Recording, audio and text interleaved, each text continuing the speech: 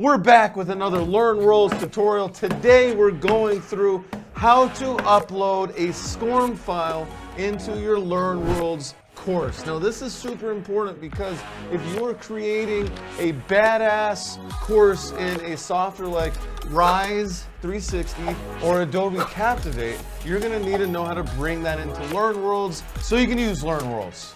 We are eLearning partners. Welcome to the channel. We're excited to dive in. We have a free masterclass for you, linked below in the description. Y'all, go check it out, all about how to successfully build an e-learning program or online course every single time. We will see you there. But first, jumping into So we're going to access our school to kick it off, right? Or you're going to kick it sign off. in. If you're not already signed in Or to punk it LearnWorlds, off. definitely Or go hike it off. and sign in. So once you log in, you're going to go to your courses. Then we're going to create a new course.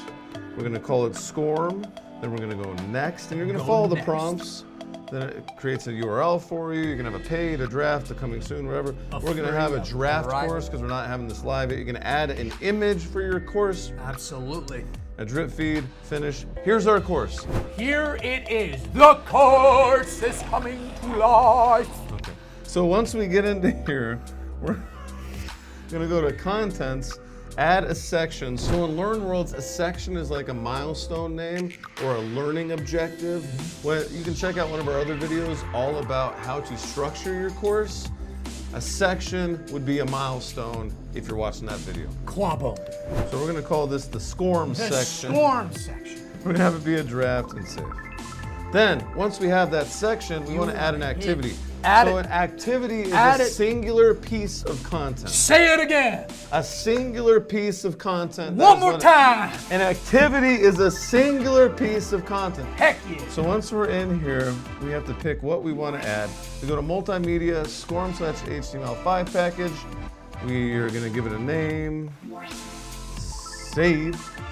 Boom. And then we can go into settings. So once we go into settings, we're going to click on add SCORM. You're going to find the SCORM file in your machine. So you're going to add the SCORM file, pick it out, and there you go. If you have more questions about LearnWorlds, we got a playlist for you. Check out the LearnWorlds playlist. Remember, if you want help building your course, then go check out our free masterclass. Sign with that link below. Thanks for the likes and subscribe. See you soon.